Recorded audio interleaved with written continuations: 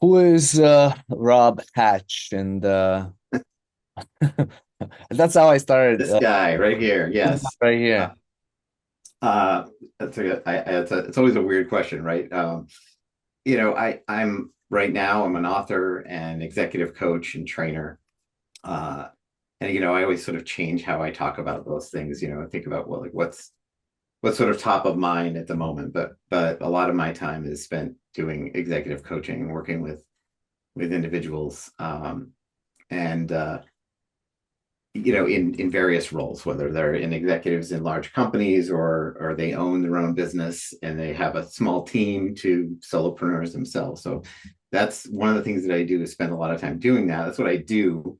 But first and foremost, I'm a husband, father of four kids, like three of whom who are out of the house and one who's 3 or 4 years away from being gone as well. So kind of on the backside of that sort of stuff and entering a new phase with How's that kids. feel for?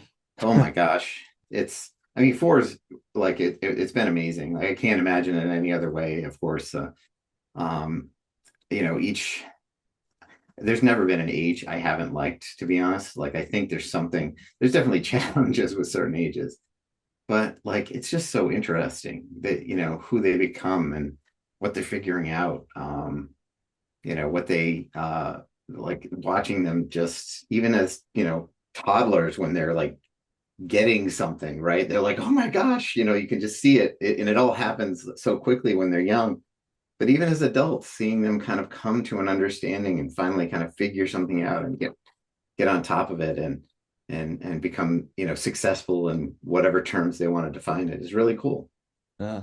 And you started in early childhood education. So like where did that motivation, desire emerge? How did you get into early childhood education and So I started I just always had an interest in human development and psychology.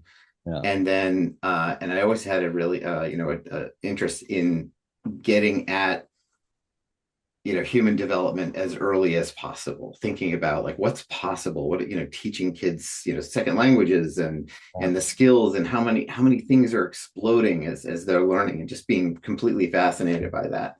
So it's what I went to school for, and that was my role. I was everything from a teacher to running corporate childcare centers in Massachusetts, all around different places in Massachusetts, to managing like 33 childcare centers throughout New England. And then eventually, I had started a business that was sort of an early childhood focus to it.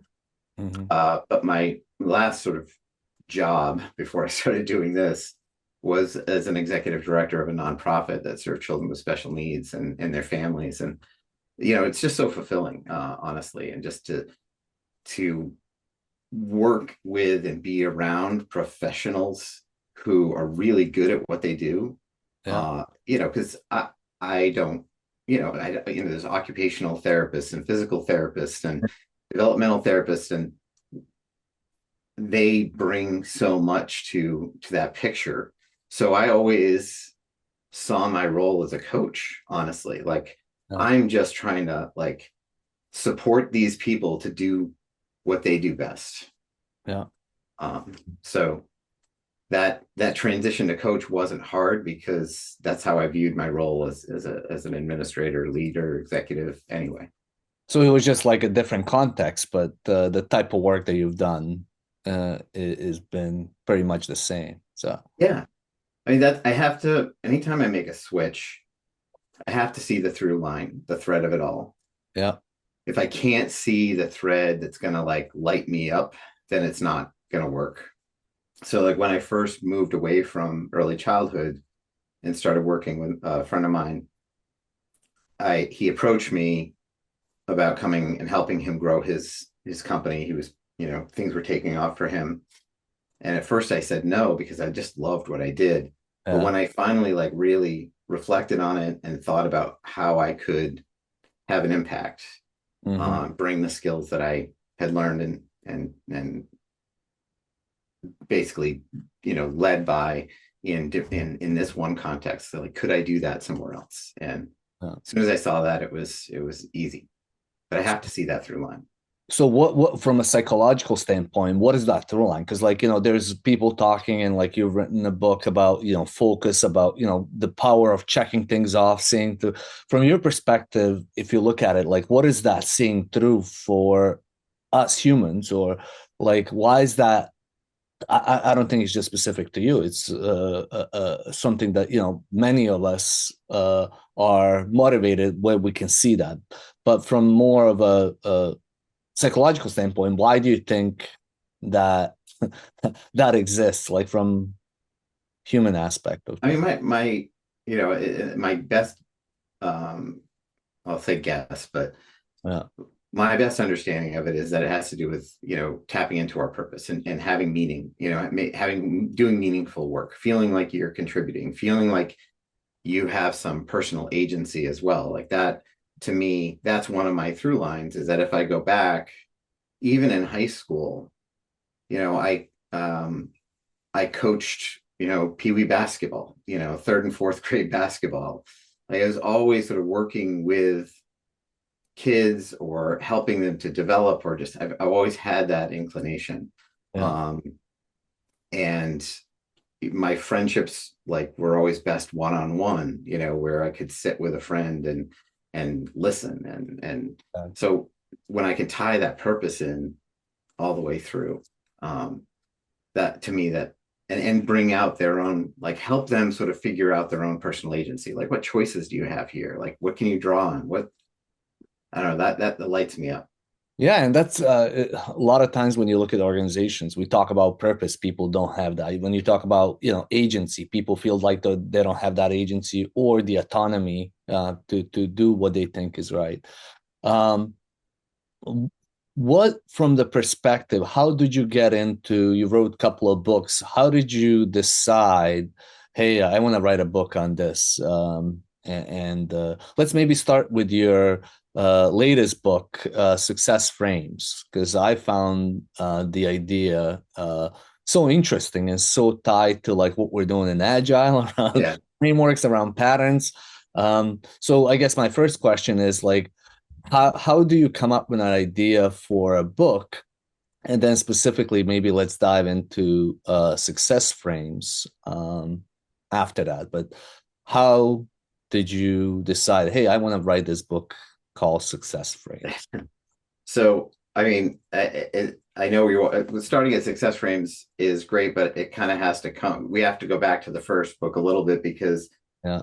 there is something about having the confidence to do that. I think that you have to sort of find, and believe that that's possible, that you have something to share. And for me, before Attention was a book, there was a version of it that it was a course, and that was the business that I was partner in was an online education company, basically. So we would build courses, develop courses for, you know, for executives, for solopreneurs, on various topics. But in the case of Attention, the course was actually called Work Like You're on Vacation. It was the idea of like that. I don't know if remember, sometimes that when you go on vacation, unfortunately you bring a little work with you sometimes. And I had this experience of going on vacation, and I woke up every morning before anyone else got up, and knocked out more work in 2 hours than sometimes I did at an entire day at my desk, right? And it felt so good. And I remember going to the beach, because I was like, I'm determined to not have this impact my family. So I go to the beach, I'm hanging out with my wife and the kids, and we're playing, and I'm enjoying it because everything was done. And I said to my wife, like, I feel so, it feels so freeing to have everything done. And like, I don't know how I did it. And I came back and I just started to deconstruct it. Like, how did I do that? How do I replicate that myself? And then it turned into wanting to teach it, and became the course, and then eventually became Attention as the book, because I thought it had a wider audience than just the course. Mhm. So we'll come back to Attention, but yeah. So it's essentially like you started with the problem, something that you felt like, oh, it solved my problem. I see Yes. these patterns, or what you would call now success frames. How do I repeat that? And then, hey, I want to share this with the world. Hmm. Yeah. Um, So success frames comes about really as an extension of attention, where um, at its core, success frames is still about helping people tap into their personal agency, helping them understand the power that they have uh, through their past experiences and through specifically their past success. Yeah. I wanted to deconstruct. I've never found the idea of learning from failure very valuable. Mhm. I've always sort of naturally just questioned it. Like, what? Okay, so I just learned not to do that. Like, that's it. Like, don't do that. Yeah. But what tells me what to do, right? And I found some great research that supported this idea that we actually don't learn well from our failures, partly because no one likes to look at it too closely, right? It grinds with our ego. So I took that idea and said, okay, in the research that said we learn better from our success, Yeah. we learn more from it, and through the process of like reflective practice or reflective coaching, like helping people to tap into, all right, so what went well? My one of my easy examples that I like to share is you found a job, you got a job, right? There's a lot that goes into getting a job. There's a lot of preparation. You got to write your resume. Maybe you do you reach out to friends to ask questions. You prepare your questions, your answers, all of this stuff. Those sort of operations that you're going through, the gathering of everything you need, all the conditions that made it work, and the actions that you took. Like how do you do it? How do you go about it specifically? Well, we can tap into those three things. That gives us a framework. Like, okay, you're not trying to get a job, but you're um, putting a proposal together for your company. Well, we got to just recontextualize that a little bit. Take all that. How did you do that? Let's anchor. There's a success frame there, and then let's think about what we need to do to adapt it. Um, And that's very interesting. Like when I first started learning about this, and I want to give a big shout out to Mike Vizdos because he yes. the Hey, uh, Mike. with us. Um, that's what I started seeing. Like like a success frame in terms of agile would be like a daily stand up, or even sprint itself. And a lot of times, what you just said, there is reflection embedded. Like for instance, retrospective, Yes. but we're not encouraged to change things, like keep Scrum as it is, rather than contextualize it to what you need. So I don't know. I wanted to like maybe spend a little bit of time on that and your perception. You have understanding of Scrum and like how I guess we've become so rigid with Scrum, and it's like, oh, it's not on page 5, it's not Scrum. Rather than, in your terms, if I understand it correctly, success frame is this thing that works. Like having daily communication, daily feedback loop is a good idea in general. It's a success frame, Yes. but you need to contextualize it. Sometimes it might not be a day, it might be more, it might be more frequent than a day. But this idea that it might be helpful to amplify the feedback loops is a success frame, right? So you talk about importance of reflection and Mm-hmm. reflecting and adapting and making sure that these success frames work for you.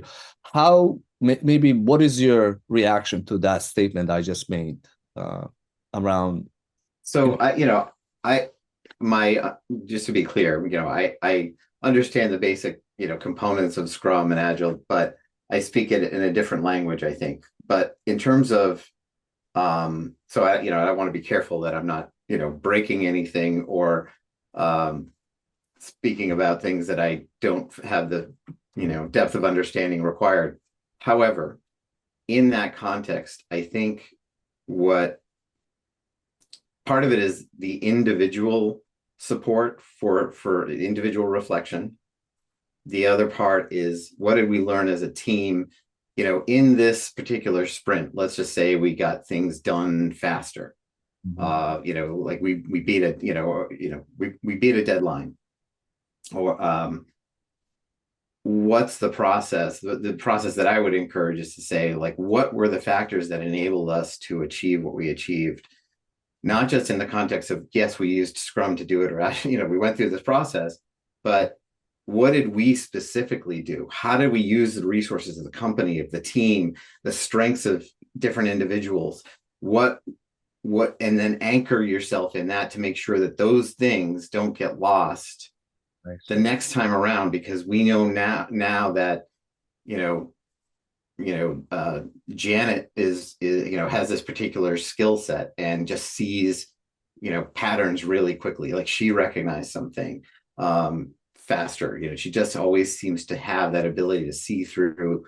Why aren't we constantly using her, or having her demonstrate how she does that? But bringing those things back to bear over and over and over again, that's the learning part that I think is, maybe potentially what might be missing, is that you just go back to the Scrum process without thinking about, like, what did we add to the Scrum process individually?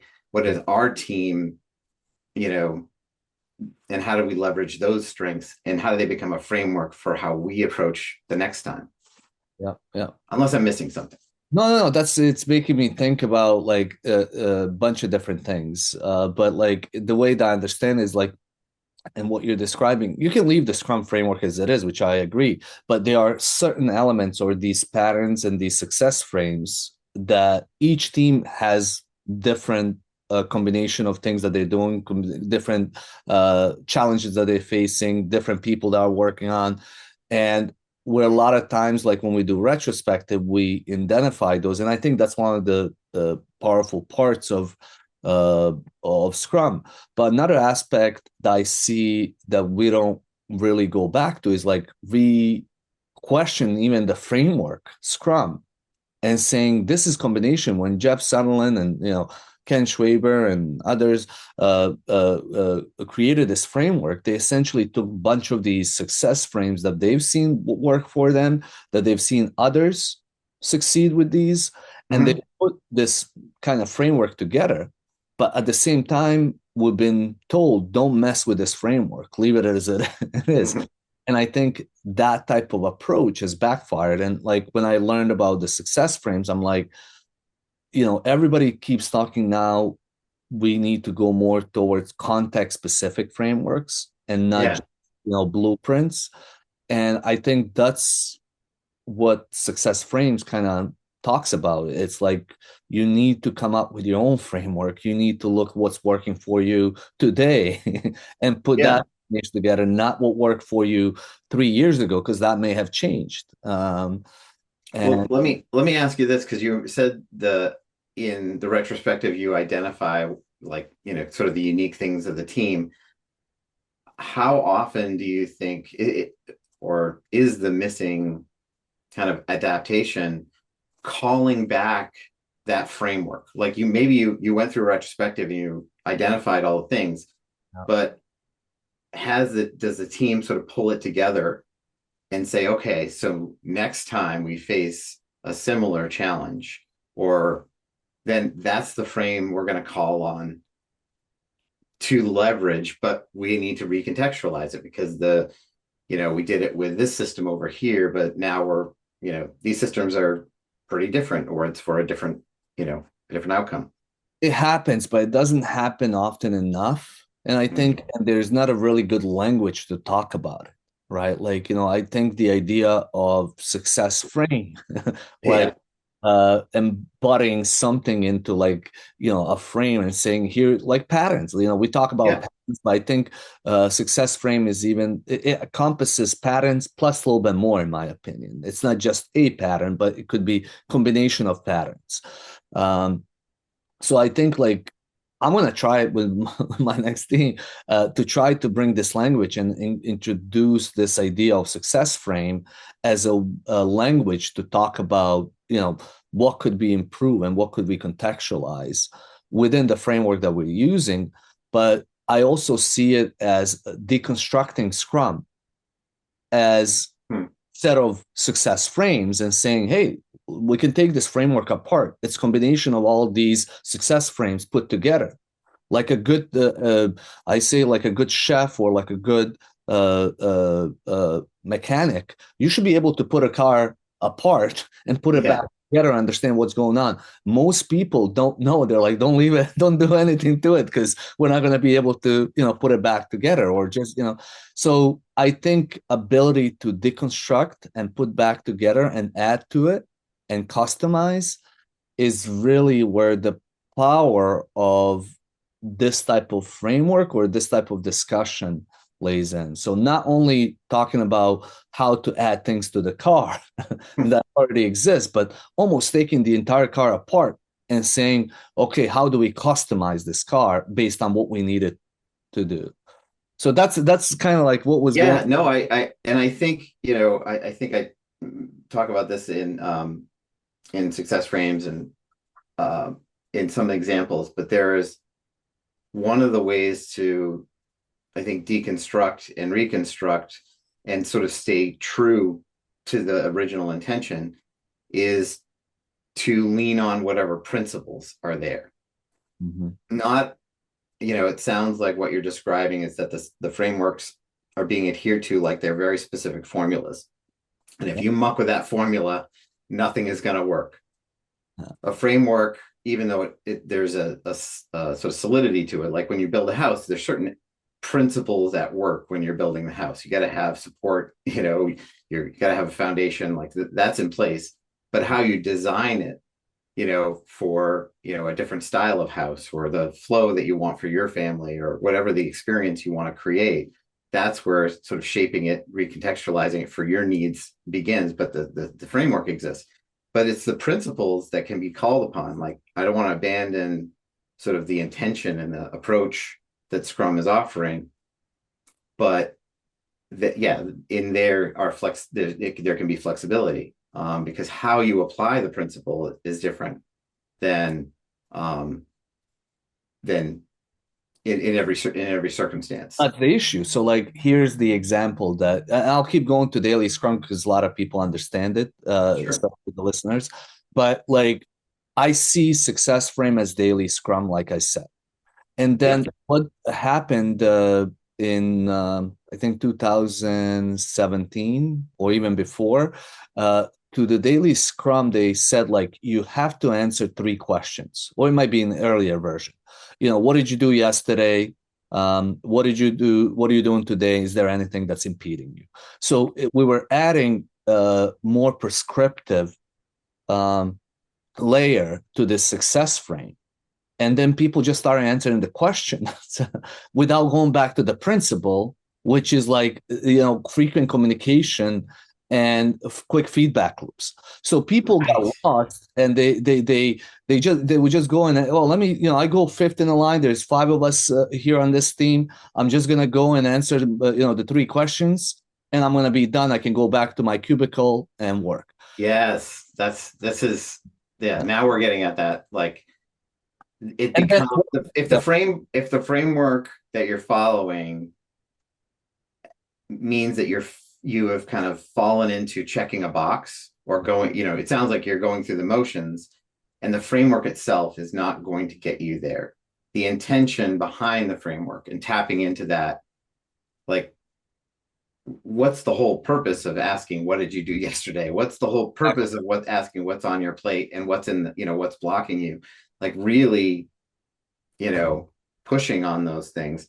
And that's where, yeah, I don't know where in Scrum there would be a facilitator if it's the it's product a managers. Scrum Master. It will be Scrum Master that's facilitating, but this is the issue. You have somebody that like Jeff Sutherland and Ken Schwaber who write the Scrum Guide, scrumguide.org, and that's the collection of these success frames. Mm-hmm. So we have to go. It's same as Rob had his own a little book of 10 pages of success frames. And we can't change anything unless Rob tells us that we can. Right. Um, I'm the complete opposite of that. I'm like, I don't care. Like, I want you to be more intentional. Like, whatever framework you use is great, but like, just be Exactly. So what intentional. happened is like that happened for several years, and then in 2020 they said they updated the Scrum guide and they said you no longer have to answer the questions, and that was approval. Now, okay, we don't have to answer the questions. It's like so stupid because like you have to wait for somebody else to give you permission to Right. change the frame, and you have to use your own common sense in your own context to decide if that's actually good or bad, right? Yeah. So those are some of the things that like I'm connecting the dots, and I'm like, this really this language of success frames could allow us to construct frameworks and construct custom frameworks that are maybe based on Scrum, based on Yeah. different frameworks, and they evolve and change based on the needs rather than just following a prescriptive framework. And then when I spoke, I think I mentioned to you, I spoke with Dave Snowden. I had him on a podcast or one of the conferences, and he was saying how we need to be able to what do he call them? I don't know exactly, but he almost describes something like frames. We need these combination of things to kind of pick and choose and decide. And I'll have to go back to it, but in a way, he almost described them as frames. And this is also what Project Management Institute did, and like what Scott Ambler did with Discipline Agile. And I asked the Dave Stone. I'm not sure if you're familiar with his work, and he's like, "Yeah, exactly. That's what we're working on," and it's recorded. It's on my YouTube channel.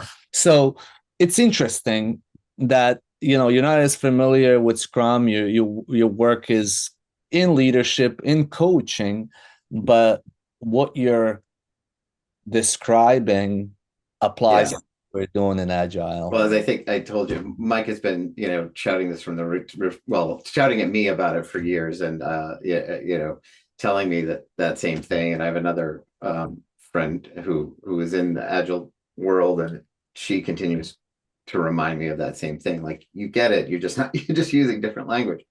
But I want to go back to like one of the things that I know I talk about in success frames that it kind of creates the examples that I use Yeah. is from my early childhood background. There's an approach to working with children and families that I'm quite fond of. It's created by a man named Dr. T. Barry Brazelton, famous pediatrician. He wrote a book. He had television shows, and he developed this approach.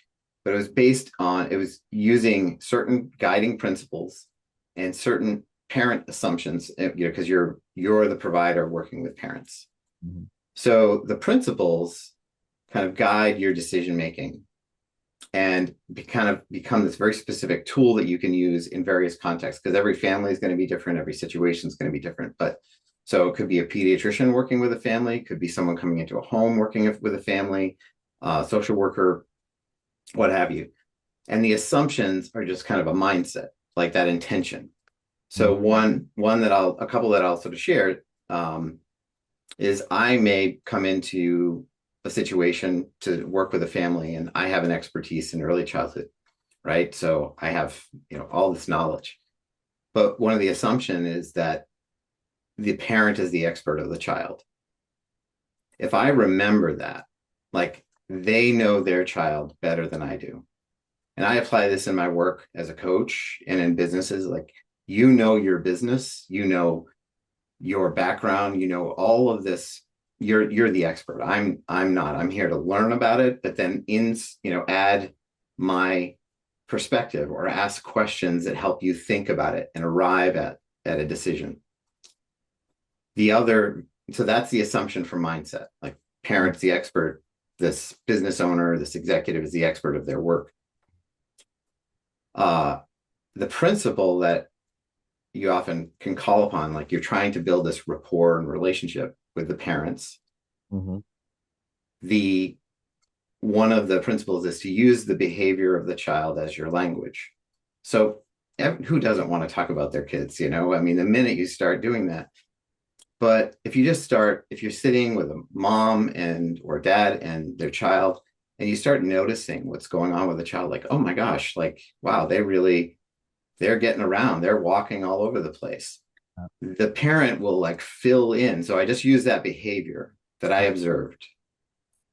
And now the parent's going to fill in and say, oh my gosh, yeah, like it has been crazy. Like we can't keep on top of it. I get worried sometimes because she's near the stairs and like we've got this and that. And now I've just learned a whole lot about this family situation Mhm. just through this very like so the principles of Scrum, whatever they may be, Yeah. could be called upon to like get at like that's the intention. You don't want to get past get beyond the intention of it all or get back to the core of the intention. Is how do we sort of and in success frames the same way like I if I go in first and foremost thinking that this person has more to tell me about their past success than I could ever imagine. I'm just helping them to reconstruct it and identify the patterns as you mentioned. I'm going to use their behavior. So tell me what you did. Like when you were looking for that job, like who'd you talk to? And they start filling it in. Well, I called this person, I called that person, I talked to my mom, I talked to this guy I used to work with. Like, oh, so you have a deep network. Now I know, you're gonna let you know how to leverage your network. So now I've got this whole other story that I can help them construct that framework with. That's very interesting. And so I don't know if this is too deep into, but like for instance, what I understand you're saying is you go to principles and principles and beliefs, so you can separate them, but it's like what we believe is true. So like we believe Mm-hmm. the true, like constant communication would be a good thing. In your example, principle is like I believe that parents know more about their kids than I do. The business. Yes, well, that's my assumption, actually. The assumption. So that my mindset. So an assumption versus a principle. The assumption is a mindset shift. I need to shift my mindset. This person is smarter than me about this child. I Or also believe, right? yes, belief, right. Yes. Yeah. Like I have to anchor myself in that belief.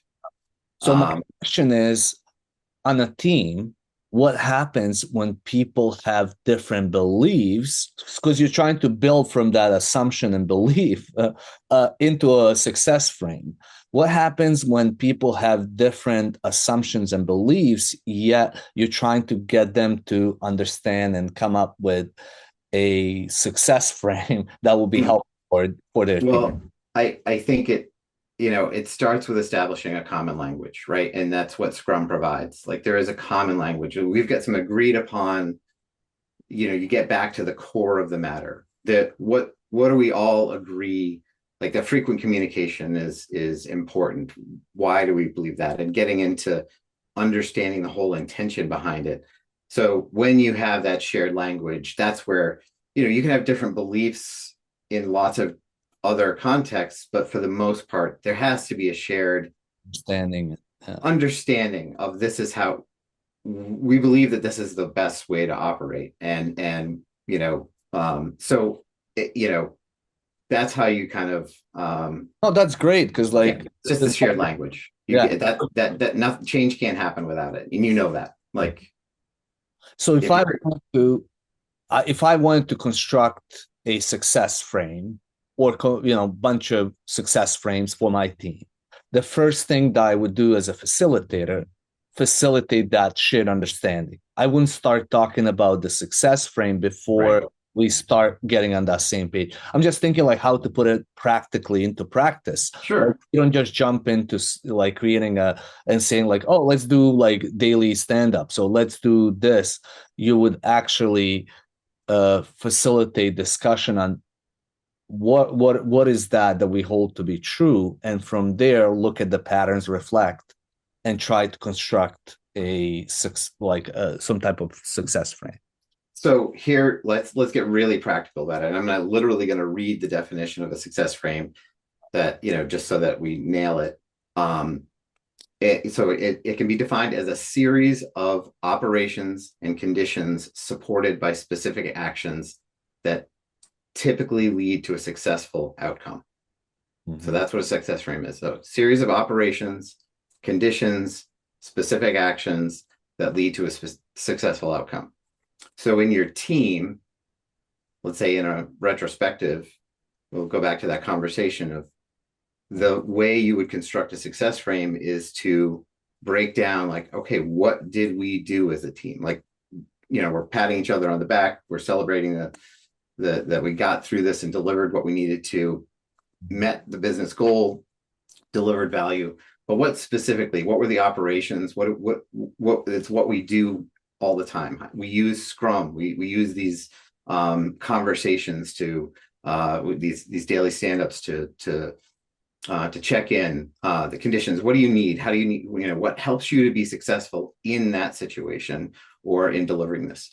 Personally, like, it could be everything from, I work best having at least a couple hours a day where no one's going to interrupt me. I need that. That helps me to be successful. What helps me to do that is being prepared the night before, so I know how I work best. I have to adapt that at times to working with my team, but I also need to have time for that. I need the support of others. I need to be able to talk to different people. I need to access to resources. And then how the actions are, how did you do it? Like, what specifically did the team do together? How do we combine all of that? And then from there, you start to see that pattern, that framework where you can say, when we did this, when we had access to all the resources, communication was really clear. People had time to go away and get the work done without interruption. So our operations of what we generally do, conditions of providing what everyone needed, and the actions that we took to get there. If we can keep doing that, then we can recontextualize a lot of things.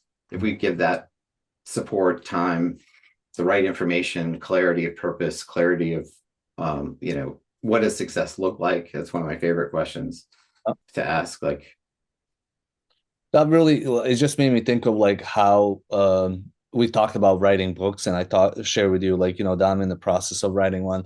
And like I as you just said that, like my success frame in that instance is like having a coach. I've seen like when I have a coach, when I focus in the morning, when I have feedback, not too quick, not a lot of feedback.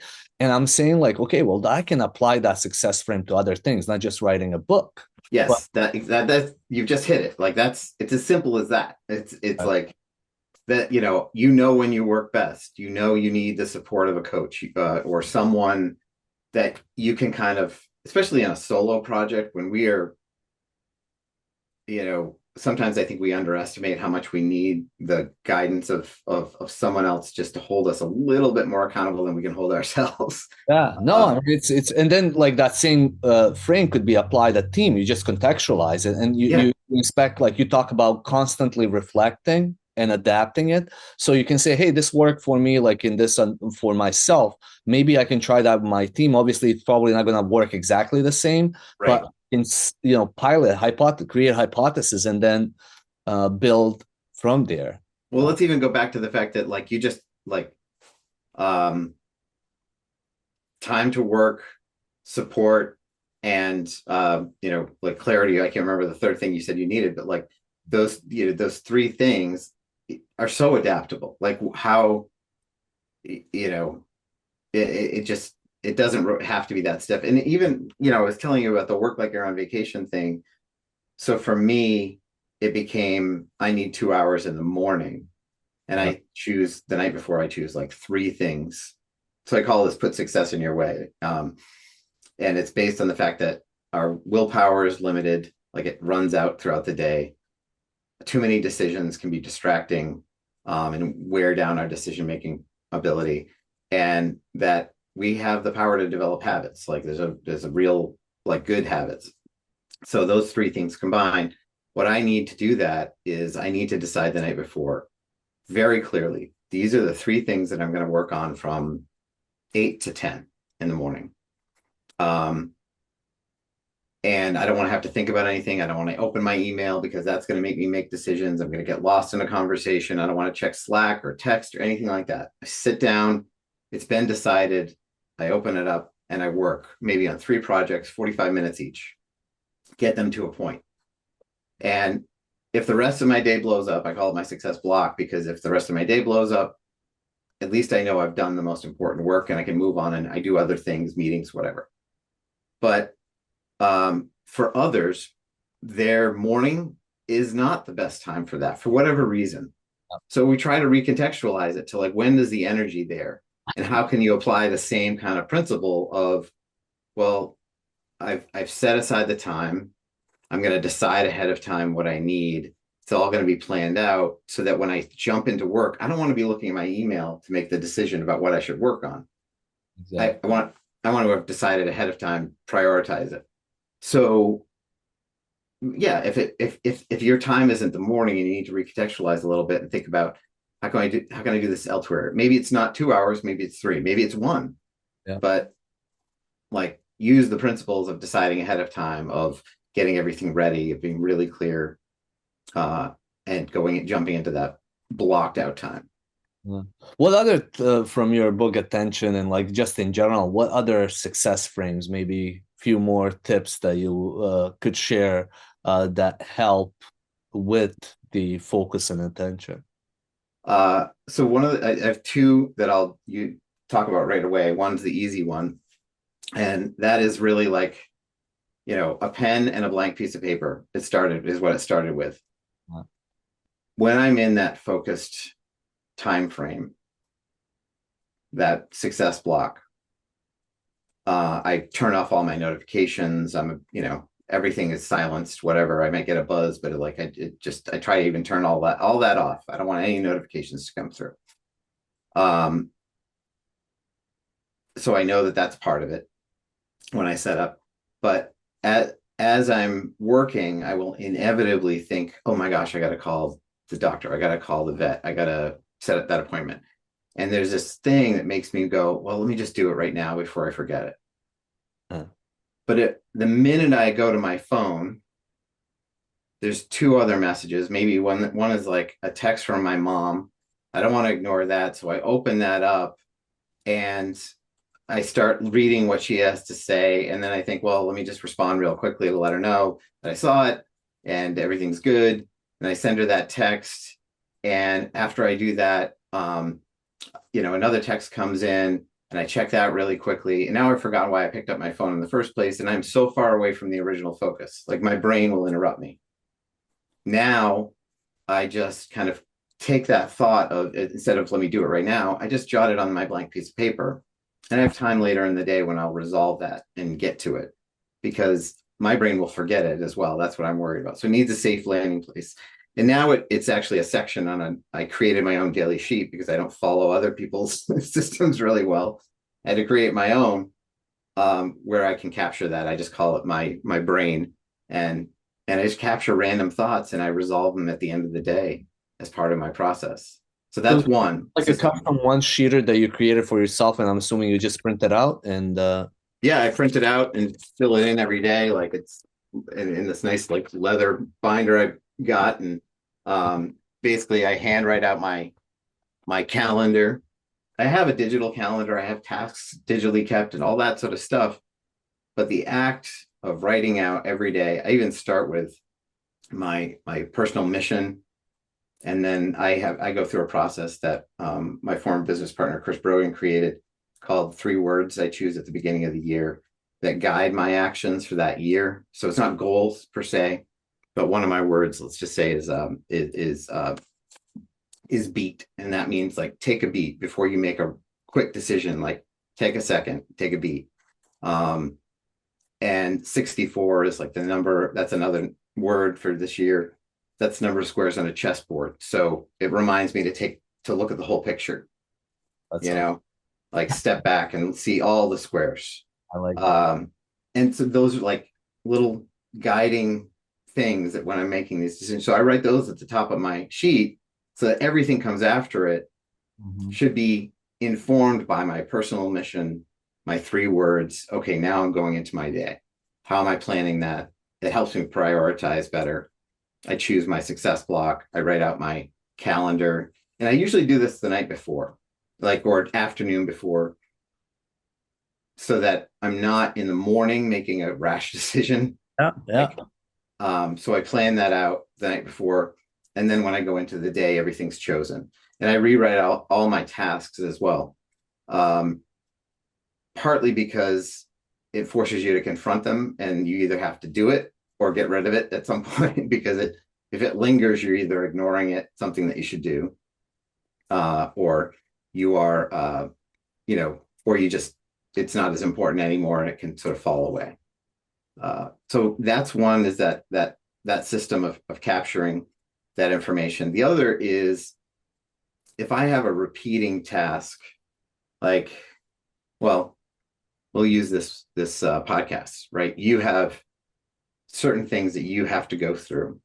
Mm-hmm. You've done this 100 times, maybe. I don't know how many episodes you have. More than that. You could probably do it from memory. And I know, like, when I set up a webinar or a Zoom call or my mastermind calls or whatever it is, I have a series of operations that I need to do to send out the notices, to do this, I have to use my CRM. I create what I call an action stack. I can remember it, but I don't want to have to remember it. So it's basically a checklist. Like, let's just cut to the chase. It's a checklist, but I call it an action stack because I feel like it gives it a little bit more sort of purpose. Yeah. So I pull it up. Anytime I have to do something really simple like that, it just walks me through each step. Like, okay, create the meeting in Zoom, save it to the calendar, like all the steps that I want to make sure are really, really tight. And I check them off as I go. I use Google Keep. I don't know, you can use anything you want, but Google Keep has this feature: when you check all the boxes off, it crosses them out at the bottom, drops them to the bottom, but then you can uncheck all the items. So now you have that action stack ready to go again. So anytime I have a simple thing, I can remember it, but my brain's going to be like, step 1, step 2, step 7. Oh crap. What step did I do step 2? And now I'm like thinking, rethinking, questioning, double checking. Time's wasted. Exactly. Well, it's not just time, it's flow, it's a lot of different things. And, I'm thinking of that as a frame as well. And the principle is like, minimize. I don't know if you're familiar with cognitive load. That's exactly what the idea of decisions are distractions. It's about the cognitive load. It's like every decision you make taxes your brain, or if you have too many things going on. So minimize that. So that's awesome. I'm just like, as I said, like last time we spoke, my head is spinning with ideas and how all of this is intertwined. What about, like, one other thing that I wanted to discuss is just diversity in teams, in neurodiversity, just on teams. Like, when you look at complex systems, when you look at complexity, it is diverse in so many different ways. So based on what we've discussed so far, I know you have your own opinion on that. How would you integrate, and how would you, I guess, what is your assumption around neurodiversity when it comes to teams, when it comes to these success frames, attention, all of that? Sure. So I'll just share that I was diagnosed with ADHD as an adult. I learned about this kind of as my child was being diagnosed, and I started to go, wow, this is looking very familiar to me. So I count myself as part of that sort of neurodivergent community.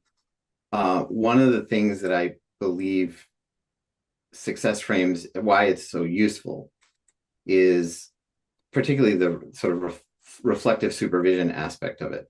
Is that when you can identify how someone works best, and then figure out how they can then help them figure out how they can plug that into how a team needs to operate, and find that balance, then I feel like you can make create a very inclusive environment that can elevate the skills and the strengths of everyone. I think it's sort of naturally inclusive because it's strengths based. It's based on how people work best and helping people identify, even in the context of someone who, say, struggles to maintain attention or focus or whatnot. Well, what do you need? Like, and I've done some trainings on neurodiversity in the workplace before, and I usually go through this list about what helps people who are who might need additional support because of their neurodiversity. Um, you need shorter meetings. You need to know the agenda. You like to know the agenda before the meeting, and at the end of the meeting, you like to know have real clarity on the expectations that you've been assigned. You need time and time to uninterrupted time to work, quiet workspace, uh, clear boundaries about when you have to be at something or when when you don't have to be attend something. Things are scheduled, things are clear, you understand what's expected of you. None of the things that I just listed off would be, everyone would love that, right? Like that is it. It makes it incredibly inclusive in that regard, because the things that people who are neurodivergent, a lot of the things that they need just make the environment better in But that the regard. reality is that, like, as you're saying that, like, everybody would benefit from that. Everybody would benefit in an organization talking about in terms of like success frames but that it's not a common practice. Like, we're so busy being busy that Yeah, leaders don't, because like I think a lot of this has to start with leadership support, like with empathy. Like as you were saying, a lot of this thing, like, you know, and I feel like lately empathy is overused word, but like another way is perspective taking. We don't take time to consider other people's perspective and say like, okay, this person might have this perspective, this person might have that perspective. Let's look at their success frames. Like, let's look at this. It's like we're just too busy to have a discussion around what the success frames are or what these we're too busy to have a reflection, which you also talk about. yeah. So in your practice, like, what do you do to get leaders, to get people actually to stick to this? I've also tried what you said, like, writing things the night before and all of that, but getting that to be a habit for myself, let alone for like It's my hard. team, it's very difficult. So let's the first question, and I'll talk about developing that habit. One of the things that can fuel that. Um, so the first is when we think about this, it starts to feel a little bit you know like we're just talking about feelings. Like that's not the point here. It's really, when you think about the operations, what you do, the conditions, the actions, we're really trying to get at some really concrete stuff. The time it takes to do that isn't as long as people think. Like if when I'm working with a coaching client, our pattern is every other week or twice a month, basically. Mhm. Time to talk about what's going on. And there's a lot of reflection because I'm sort of encouraging them, tell me more, tell me more. And my brain just kind of picks out little patterns, and then I'll weave it together and say, does this look like, does that make sense? Is that what you're talking about? And a lot of times they're like, yeah, but they just hadn't put the pieces together. So we need that support, like with a book and coaching. Like, you need that someone to help you kind of think through the mess that's in your brain and put it all together. Mhm. You end up doing the work, but someone has to have that ability. It half an hour every couple of weeks, like regular time to meet, sort of, it's not direct supervision, but supervision with the goal of kind of coaching someone up and helping them tap into, like, let's just take forming a frame out of the picture for a second and just say you just went to a sales meeting and you've come back and you're really ruminating on sort of things that happened and I didn't go well or whatnot. Having someone to sort of help you break it down, like talk to me, like what Mhm. went well, what did you expect going in, how did you prepare, were did things go differently than you expected? Okay, so how did you react? Like, what did you say? What did you do? What did you notice about how they reacted? Like, let's break it down. Like, what worked? What went well? What didn't go well? That's fine too. But having someone to help you break down that experience is where you can learn something from it. Otherwise, you're just ruminating and hoping that someone, because it didn't go well, you'll learn better the next time. How?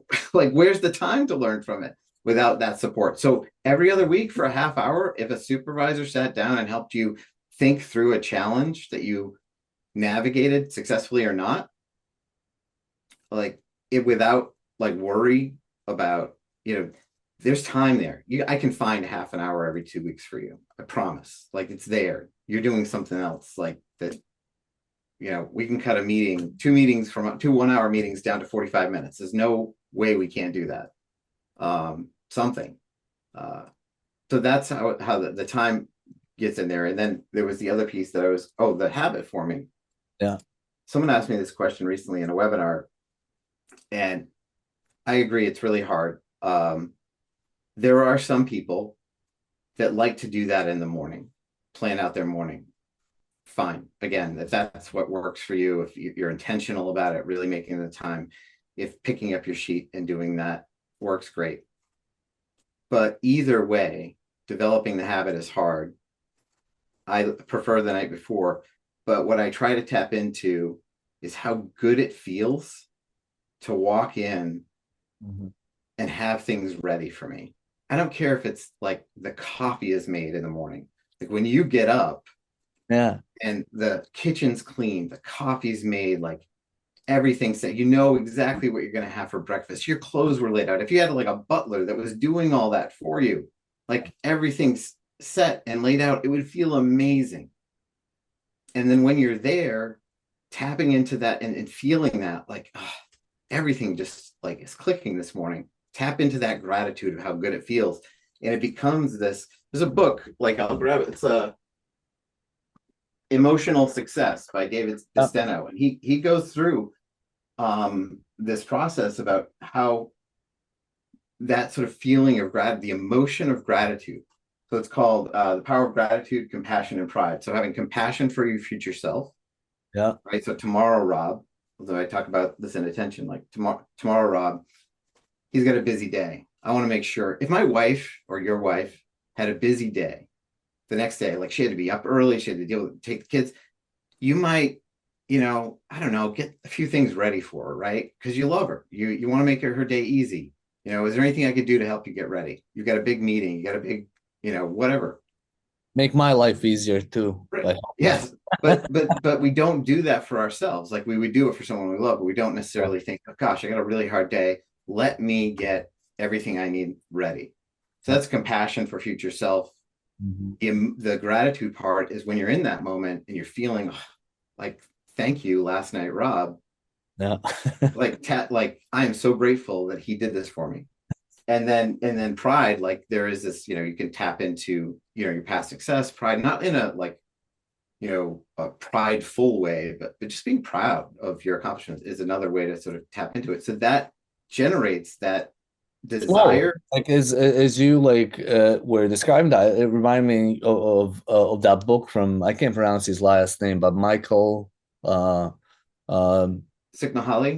Yeah, yeah. Like exactly. Like the name of the book is Flow, and talks about different types of flow. And that reminds me of like all of that gets you into that state of flow when you do that. And yeah. Like it just makes it, again, if you had an assistant that was like getting everything ready for you for walking into a meeting, like the agenda, who's going to be there, like, and you walk in and you're just fully prepared. It just feels amazing. So I spoke with you. I mentioned this when we met in person, but like maybe as a last question here, AI. And I told you like how my coach a bunch of prompts to ask and to work through questions, coaching questions. And that made me realize that I want to shift direction of my book, how I was writing it. And also what you were saying, like, now, like, having that somebody like every couple of weeks, I'm thinking like where AI is going, like a lot of us could use, obviously there's that human aspect, I think, coach, but like at work, your manager is busy, their manager is busy. And like a lot of times we can make an excuse, we don't have time for that. But I feel like in the near future, starting now, but even in the near future, it's going to get better and better where like you could use AI to help you through the reflections, to help you through this if you really want to do it. Because it is helpful just to get somebody like get that feeling like, hey, somebody's actually talking to me. They Yes. understand. Yeah. And what is your experience so far with using AI for some of the work that you're doing? And uh, do you have any concerns about job security or something like Well, that? there's always concerns about job security. Like, there's always a shelf life, right? Like a half life to a career or whatnot. But I don't really have many concerns about that. But I think it can be used well. I think it's probably there in ways that I don't know yet. But I would encourage people, anything that like helps them to reflect. Mm. If you can identify the prompts, the key is, and this is where I think it's there, I'm not sure yet, is the ability to recognize other patterns. So when you want to, after the reflection, let's say you did come up with like, oh gosh, I really did these three things. Um, who holds that? Where do you want to hold that success frame so that in the next time you can call it up? Um, you, you know, recognizing um, when you're in a challenging situation and having the ability to kind of pause and just go, I have been here before. Yeah. And I have, not exactly, but the emotions feel a lot like a really difficult time I was going through. And I Mhm. got through that. Like, how did I go through that? Let me tap back into that. So if AI can start to hold some of those things for you, that would be nice. But It with a can. coach, Yeah. as a It can coach, create pride. It's interesting. And also what I found myself is like I wasn't 100% honest or I wasn't sure. yeah, So I answered the questions like 3 or 4 times. And I said, okay, look at the patterns for the 4 times that I've answered these questions. What is emerging from this? And it was actually able to see all the different answers for the 4 times that I did. And yeah, it gave me based on that. And I said, memorize this for future session. So it's like interesting when it is like, as I'm mess what around and so more, what tool are you using to do that? just chat GPT. Okay, But I'm paying for like a $200 one. I don't know if yeah, that makes sense or anything. Honestly, I've just like, um, but it's fun to play with right now. Like on the point, you're yeah, you're playing with it with the idea that there's application here. We don't yet know that how you'll use it or when you'll use it. You're building up this sort of repertoire, and yeah, so for that purpose. But let's just say the value of reflection on its own. yeah. I think that's incredibly helpful. And Like, the access to it, like I think for me personally, some people obviously have different needs, different perspectives, but for me it's like getting to a coach, also justifying the billing, all of that. yeah, But here it's like for anything I can just jump in and I'm like, yes, I still love the human aspect of things, I need that as well, but like I'm like I can amplify what I'm doing and what I want to do by X, yeah, because now I have a coach and now I have AI tools to help me. So it's been yeah. it's So you see it, in your point, it might be in combination, but in yeah, other situations when maybe the coaching isn't available for whatever reason, again, the power of just, I mean, this goes back, Dale Carnegie was talking about like doing weekly reviews, like in the Seven Habits, Stephen Covey was talking about sharpening the saw, right? So there's a process, all of these systems, there's some reflective process that yeah. they encourage.